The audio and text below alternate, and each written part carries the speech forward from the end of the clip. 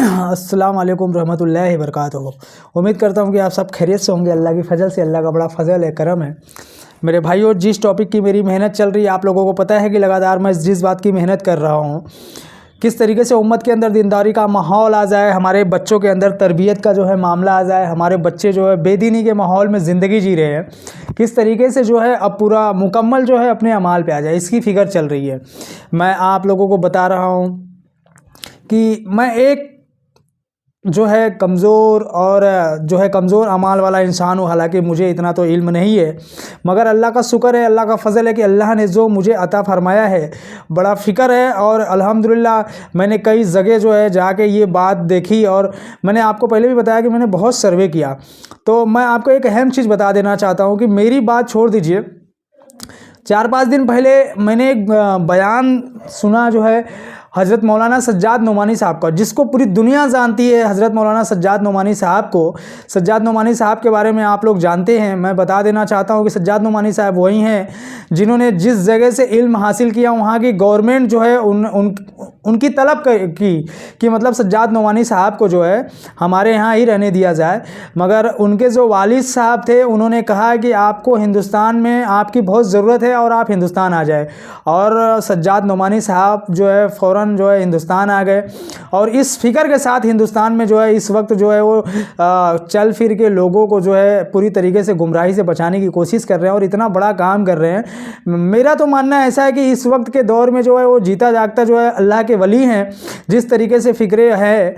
तो मैं आपको अहम चीज़ बता देना चाहता हूँ कि मौलाना सज्जाद नोमानी साहब ने अपने बयान में, मैंने देखा कि जो हमारी मुस्लिम बच्चियां हैं, उन मुस्लिम बच्चियों को बाकायदा जो है मौलाना सज्जाद नोमानी साहब इस तरीके से जो है उनके सामने जो है गुजारिश कर रहे थे कि ऐ मेरी बच्चियों, इस बूढ़े आदमी की बात को सुन लो मेरे बच्चियों, अपने अंदर दीनदारी का माहौल लाओ, और ज़्यादा से ज़्यादा ग्रेजुएशन के क्षेत्र में जो है, एजुकेशन के क्षेत्र में अपने आप को जो है ज़्यादा से ज़्यादा पेश करें, और हर घर में जो है इस तरीके से जो है कि इल्म फैलाए कि लोगों के अंदर दीनदारी का माहौल आ जाए।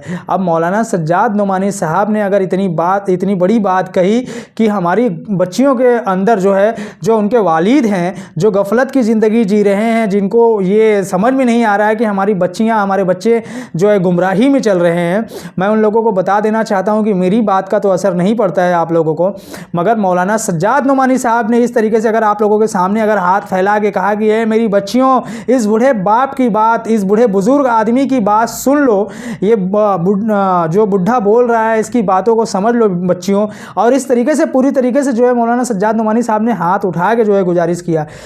कसम खुदा की बोल रहा हूँ मेरे भाइयों, मेरे दिल के अंदर जो है उस वक्त एक ऐसी कैफियत आई थी कि अगर मेरे पास हज़ारों या लाखों बच्चियाँ होती तो मैं मौलाना सज्जाद नोमानी साहब के इस जुमले पर कुर्बान कर देता।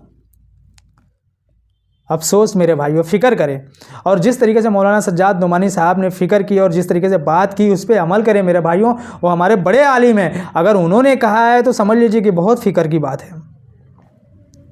ये अब्दुल्ला की बात का फ़र्क नहीं पड़ता, मगर मौलाना सज्जाद नोमानी साहब ने भी ये जुमला कहा। मेरे भाइयों, मौलाना सज्जाद नोमानी साहब का मर्तबा क्या है वो आप सब लोग जानते हैं। तो बड़ी फ़िक्र है मेरे भाइयों। मैं अल्लाह से दुआ करता हूँ कि अल्लाह आपको भी हिदायत अता फरमाए, अल्लाह मुझे भी हिदायत अता फरमाए मेरे भाइयों, और पूरी उम्मत को गुमराही से बचाए। हमारे नौजवान बच्चियों और बच्चों को अल्लाह जो है गफलत की ज़िंदगी से बचाए और पर्दे में रहने की तौफीक हिदायत अता फरमाए।